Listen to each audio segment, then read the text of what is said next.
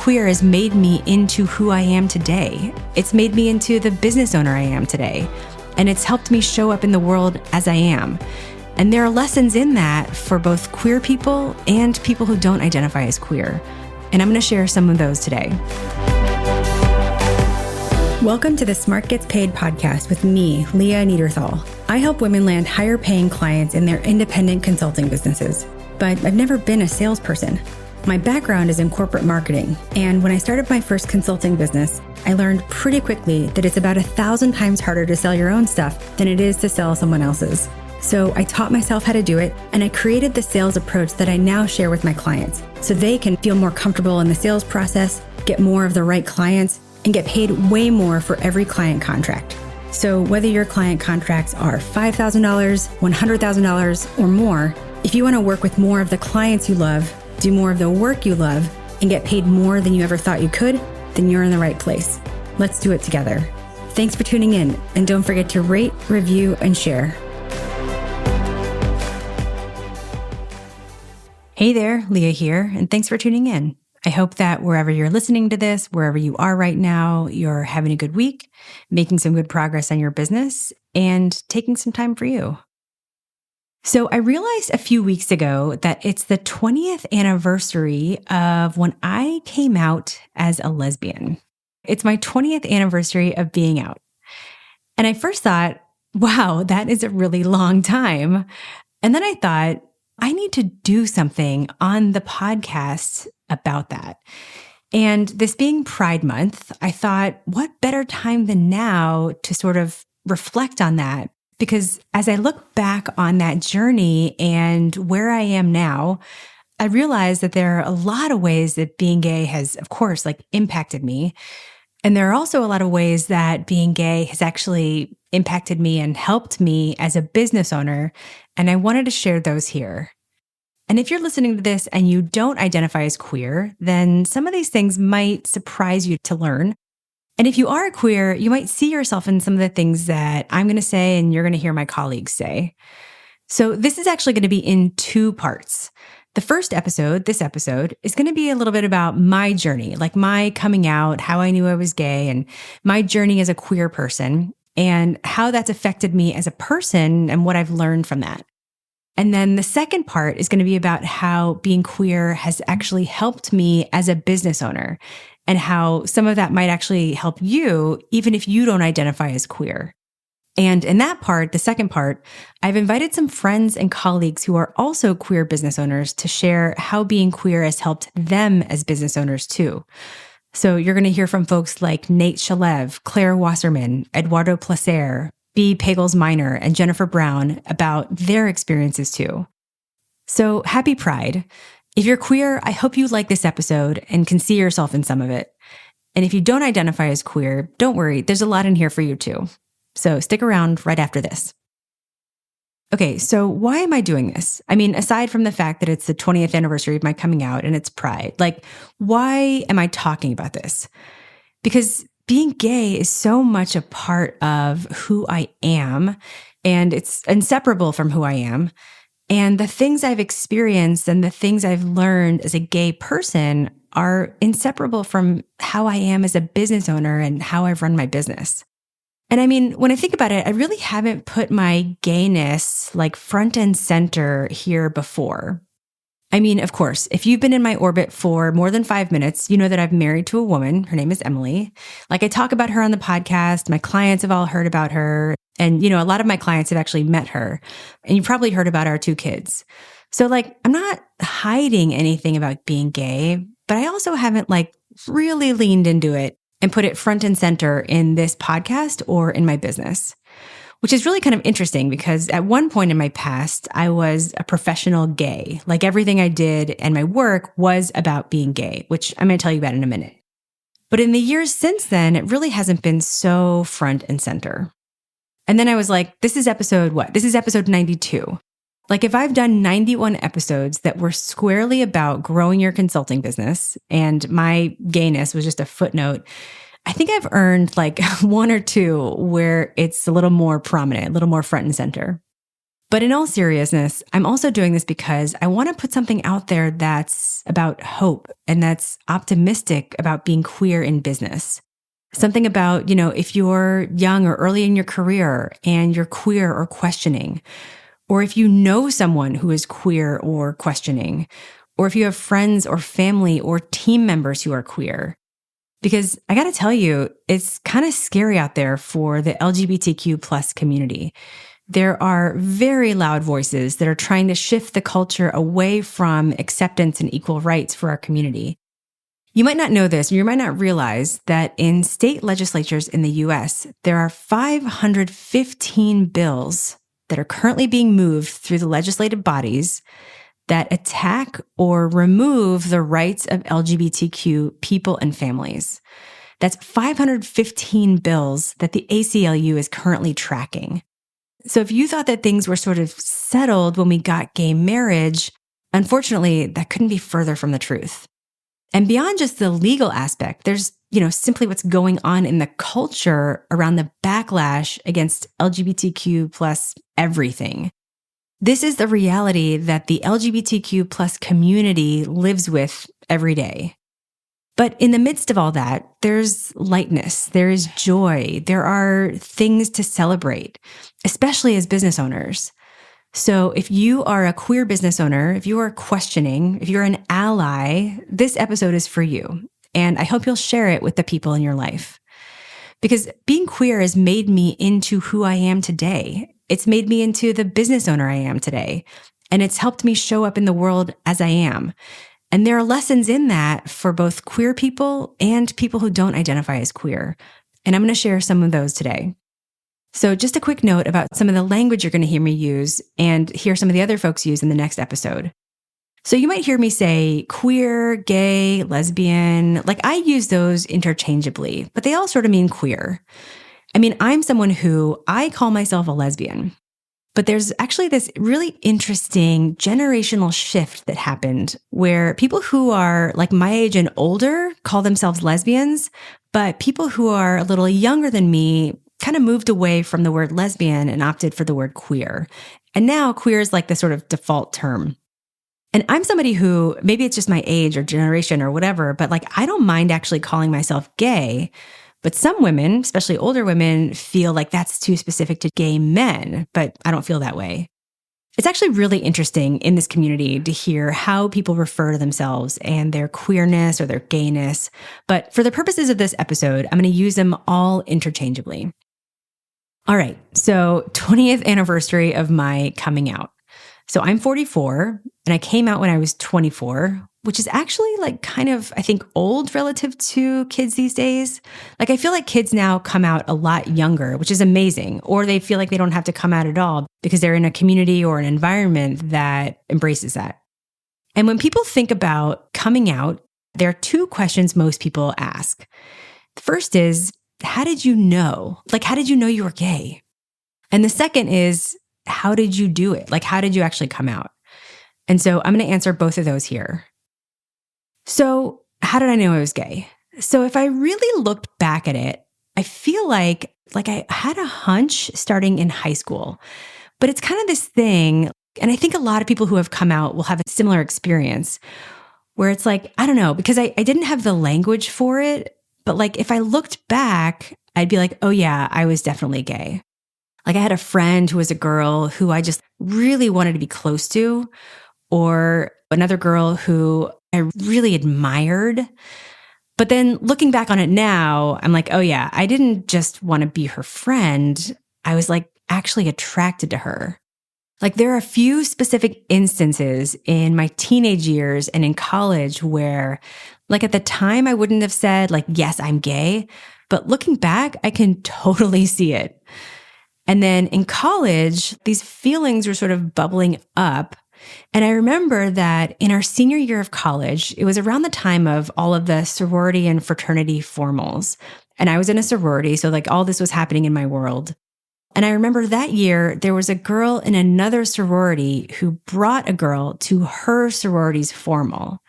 And I remember feeling so jealous. Like, not that she had brought a girl necessarily, but I was jealous that like she had it figured out. Like she must be clear on her stuff and clear on things. Where I felt like I had all these questioning feelings that were so confusing to me. And I remember very clearly my senior year being in my room in college and just saying out loud, like asking God, please let me not be gay. Just over and over, please let me not be gay.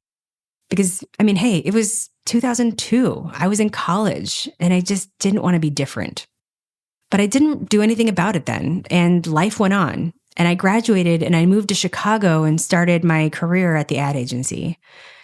And in those years, I dated guys. I wouldn't say I was in the closet then. Like, it's not as though I knew for sure I was gay and I just went through the motions of dating guys or that I was deceiving anyone. It's just that I sort of hoped that these feelings would like blow over. But I dated guys. I did the whole like J-date thing because I was, running the playbook. I actually used to say back in those years, right after I came out, I used to say that I was, quote, running the program. Like how you used to stick a floppy disk in a computer and like run the program, which I know totally dates me, but remember, this is like 2004. So I would say like I was running the program and I dated guys. You sort of, just date guys until you don't.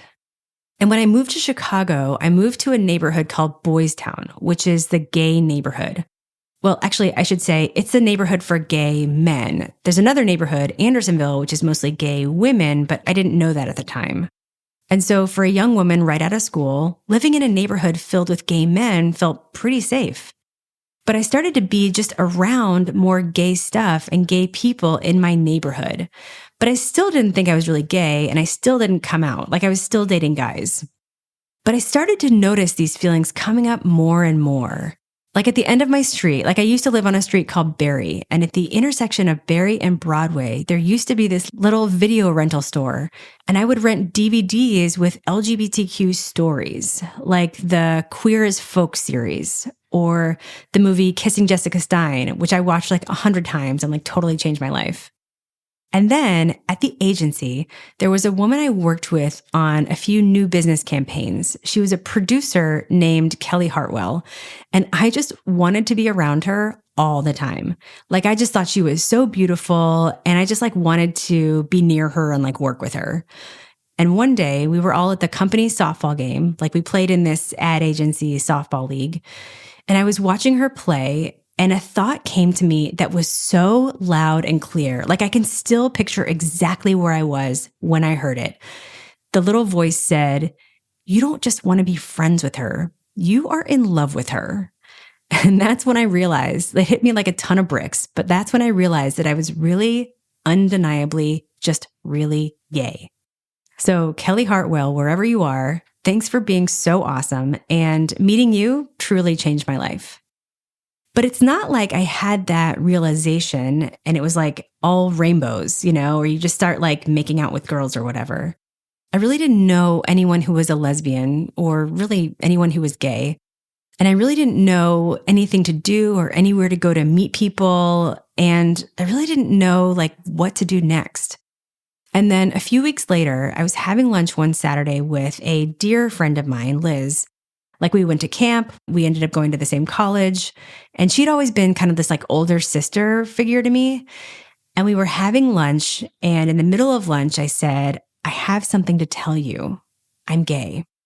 And she was so lovely and wonderful and so supportive. And she said, "I love you, and I don't know how to help you and where to tell you to go, but I know someone who can." And she put me in touch with one of her friends who had been gay in Chicago, but who had moved away. And when I got in touch with her, she gave me the whole lay of the land and what to do next to get out and meet people. And from then on, I was out. I started going out to gay bars. I made my first lesbian friends, this incredible group of women who welcomed me and are just the most amazing women, which I'll tell you more about in a few minutes. And the rest, as they say, is history. I came out to my sister not too long after that, and then I came out to my family a few months later. And I mean, for my parents, like this was an adjustment, right? But on the whole, they were wonderful. I was on the phone with them and my dad said to me, "We love you and we'll never abandon you." And unfortunately, that's something that does happen to a lot of queer kids. And so I have to say that I'm incredibly fortunate, so incredibly fortunate to have had people in my life who loved me and who supported me. I had probably the most unicorn experience in that out of everyone in my life, only one person had a weird reaction and everyone else was amazing. And I am so, so lucky for that. And we've been talking about coming out. And if you're not queer, you might not realize this, but when you are queer, you don't just come out once. You come out all the time, like all the time for the rest of your life. Everyone you encounter, you have to decide whether or not to come out.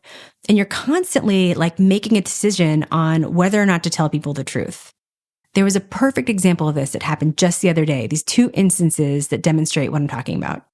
So that day, this is recently, it was a Friday afternoon, and my wife and I had both ended work early, and we decided to meet up and get our eyebrows threaded. Not all lesbian partners get their eyebrows threaded together, but anyway, that day we just did. And there's this really sweet South Asian woman who was helping us.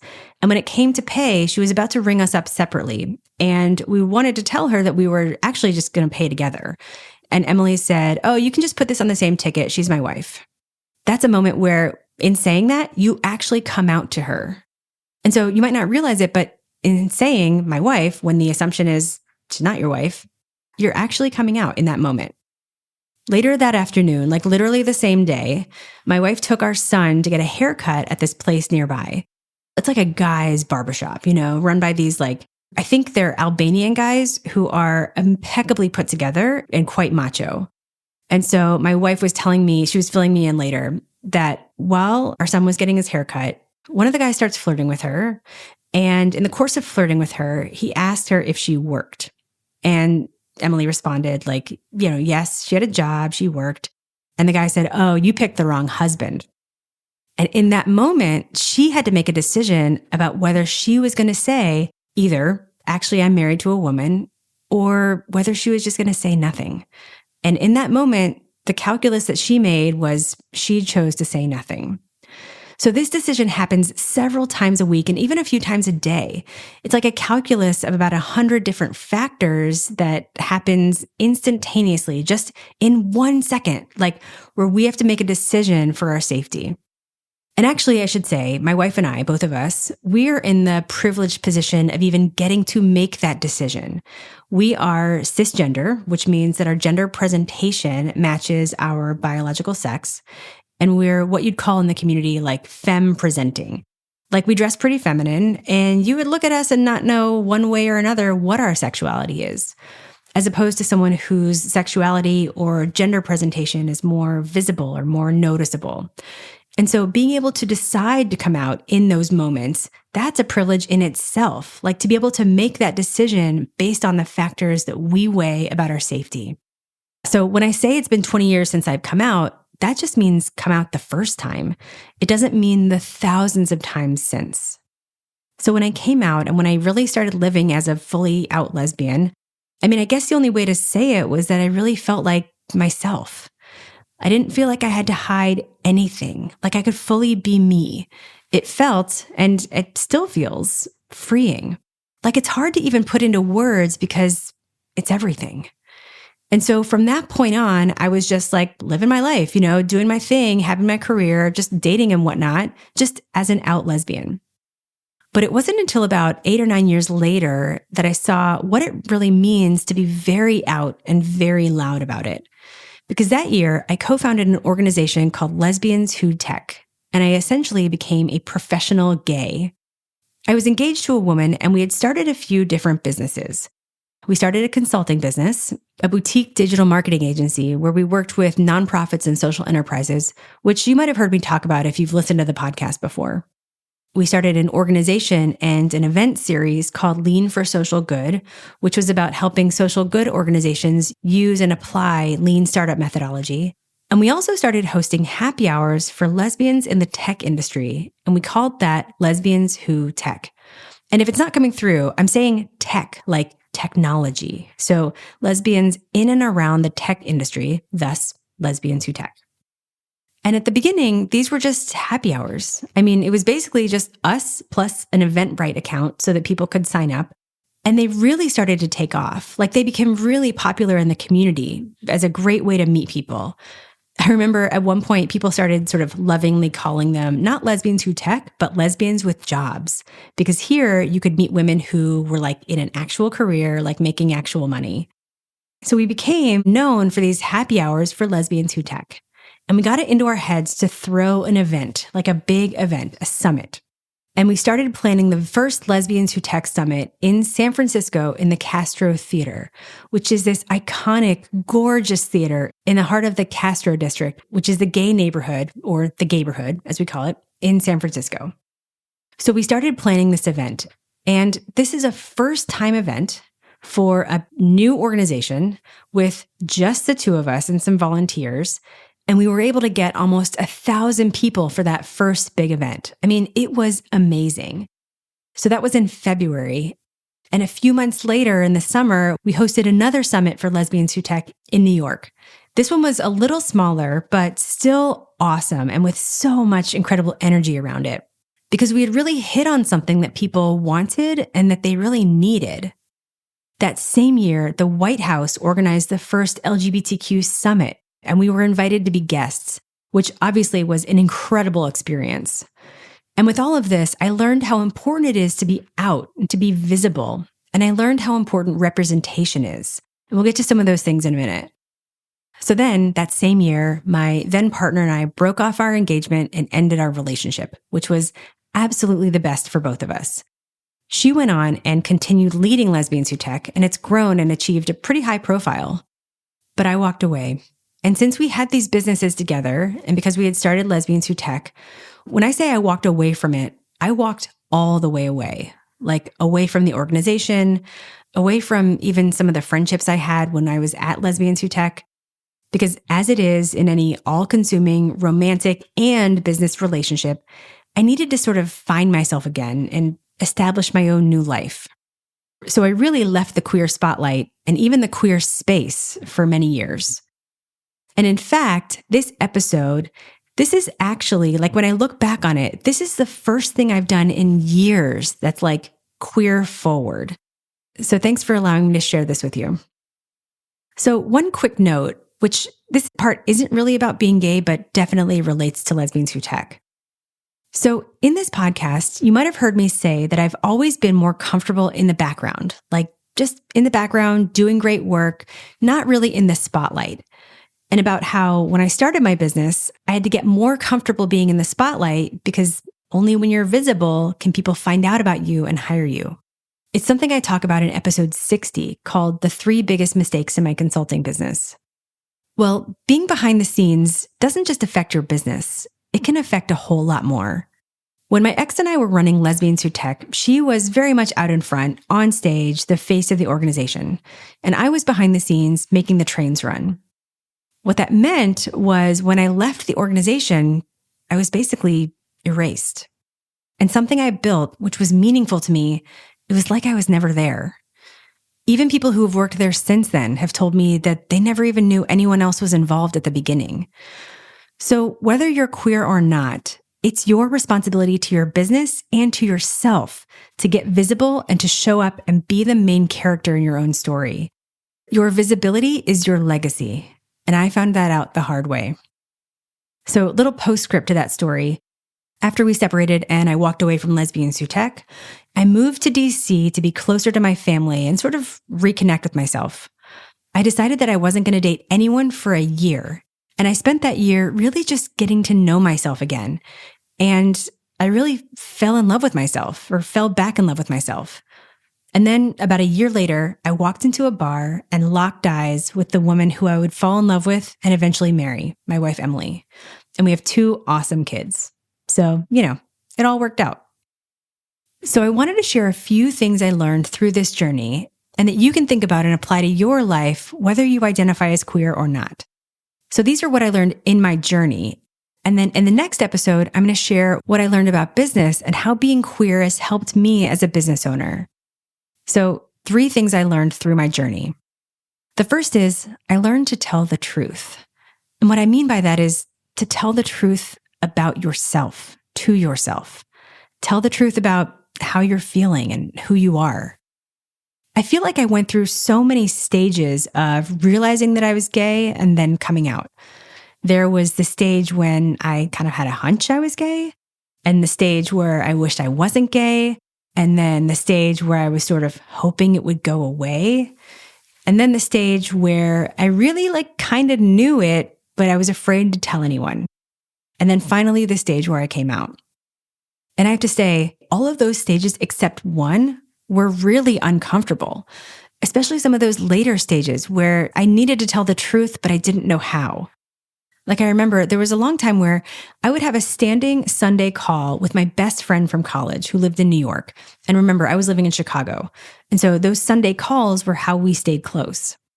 And I remember on those calls, especially in those later stages where I really kind of knew it, but I was afraid to tell anyone. But the fact that I was gay just felt like it was right on the tip of my tongue. And I remember just having to be very conscious on those calls and telling myself, don't say it, don't say it, don't say it, to my best friend, because I was afraid of admitting the truth and saying it out loud. But as uncomfortable as all those before stages were, when I finally admitted to myself and it finally came out, the relief and the joy was 100 times stronger. And so I learned that I have to be honest with myself and tell the truth. Keeping secrets from people is hard and can corrode some relationships, but keeping secrets from yourself is even harder and more damaging. So I've learned to be honest with myself. The second thing is, when I realized that I was gay and I started coming out, I also had to look at everything around me and decide, what's expected? Is that really true for me anymore? Or I should actually say, I got to look at everything in my life and decide what's true for me. Because I feel like when you go through a big change like this, it's almost like you start to see the world differently. Remember there was a movie called Pleasantville? It came out in the late 90s, and it took place in this very 1950s sort of cookie cutter, perfectly perfect world. The movie was also in black and white. And then through the course of, what happens in the movie, the world turns to color.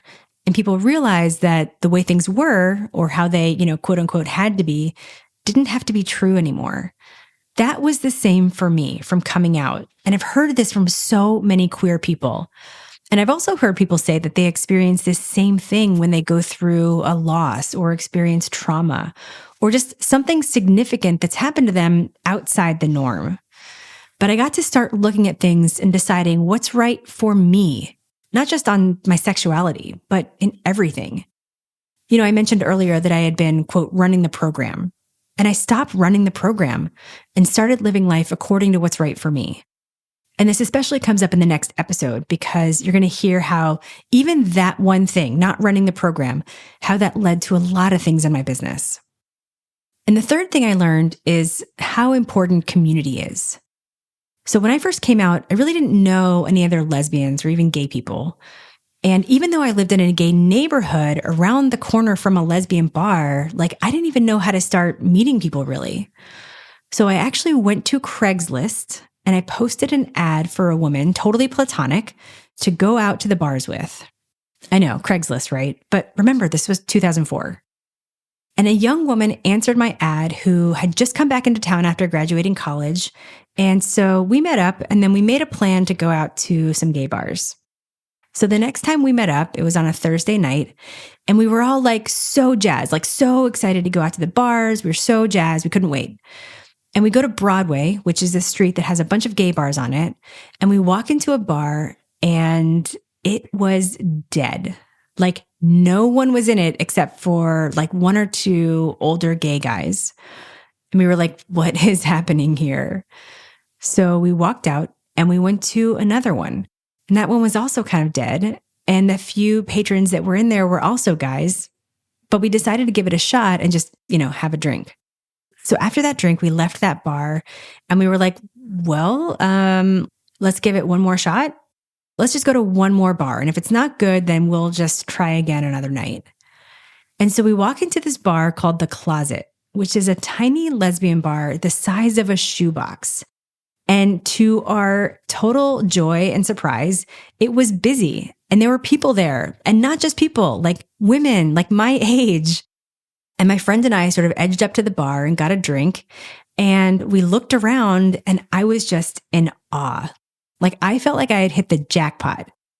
And I saw some girls hanging out together over by the side of the bar, and they looked to be about my age and they were cute. And so I summoned up all my courage and I went up to them. I introduced myself and I said, hey, if you guys are here tonight, you must be other places, other nights, right? So where do you go? And I explained that we'd sort of struck out at these 2 other gay bars that night. And they told me, and we kept talking. And those girls, that group of women, they sort of took me in and we quickly started hanging out.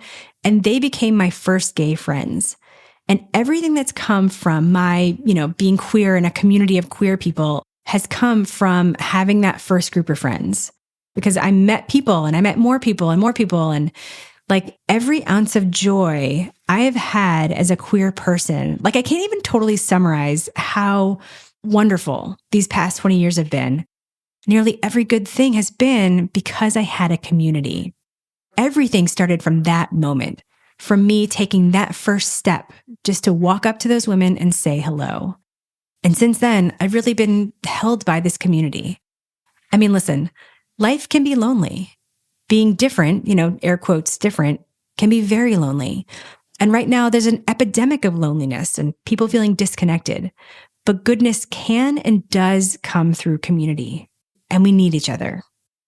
So it's been an amazing 20 years full of ups and downs. So many stories, I couldn't even possibly tell them all here. And in the world, things do feel scarier right now than they ever have, at least since I've been out. But there is joy in being queer, and there is always joy in being yourself. As my friend Sue wrote on a sign she held at Pride several years ago, it said, even if it was a choice, I'd still choose it. So there's so much I could say here and so much I want to share with you. And hopefully something I've said here has helped you in some way. And if there's someone who you think would benefit from hearing this episode, please share it. And in the next episode, I'm going to share how being queer has actually helped me as a business owner and how some of that might actually help you even if you don't identify as queer. And I've invited some friends and colleagues who are also queer business owners to share how being queer has helped them as business owners too. So stay tuned for that episode. We'll see you in a couple weeks, and happy Pride.